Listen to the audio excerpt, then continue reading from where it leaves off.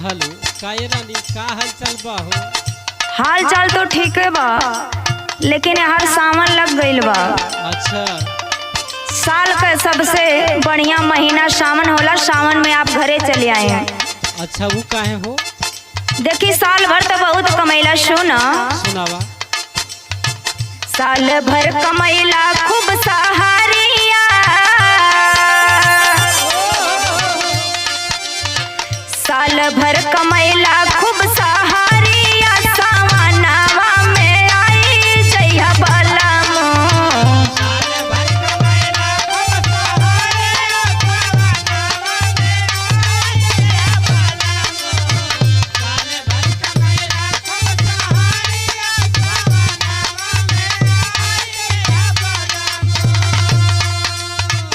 आई जइहा बलमो हो, आई जइहा बलमो, आई जइहा।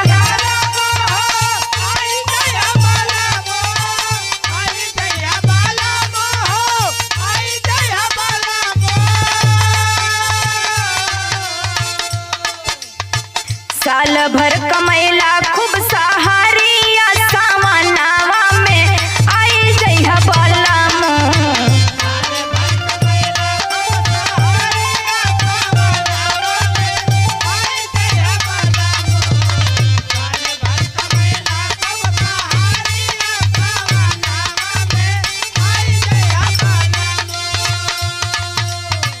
और एक बात सुना। सुनावा।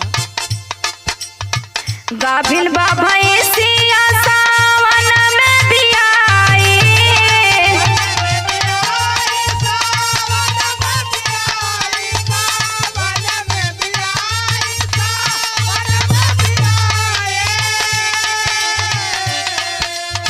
यही सावनवा में भैंसियों भी बच्चा देवे वाली बा।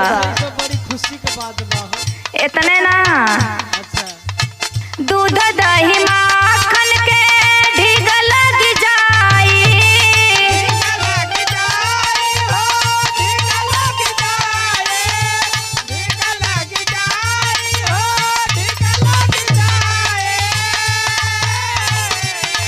सावनवा में आई जइहा बलमो, जगमग हो जाई बखरिया, सावनवा में आई जइहा बलमो।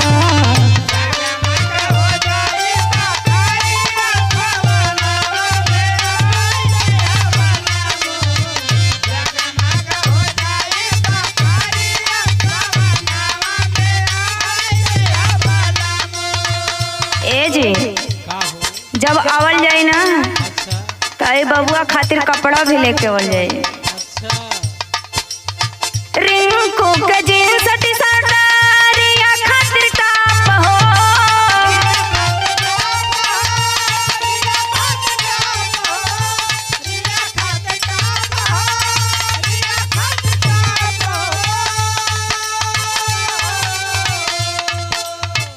और एगो चीज ले आवे बा। और कौन चीज हो? बाबूजी के टानिक माई के चंपराश हो,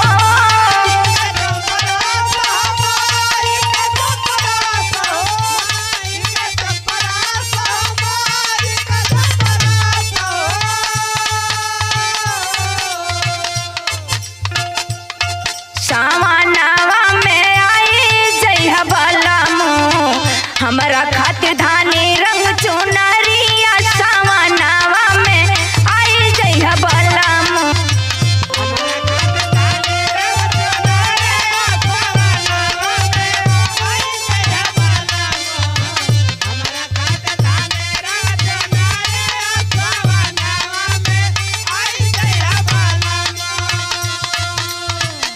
और यार बहन भी तैयार हो गईल बा। मतलब साल भर का कुल काम इस सावने में बता देबू। अरे कुल काम थोड़ी ना, खेती बाड़ी का काम कबो खत्म भइल बा का?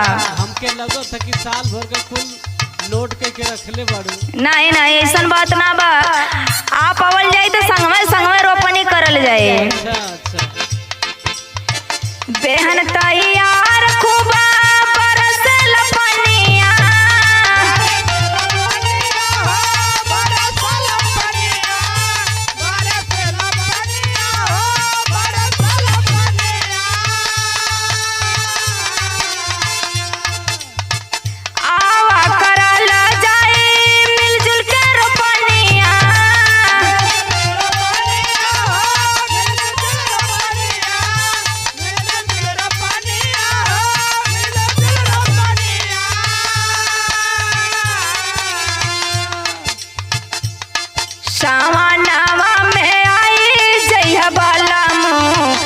चम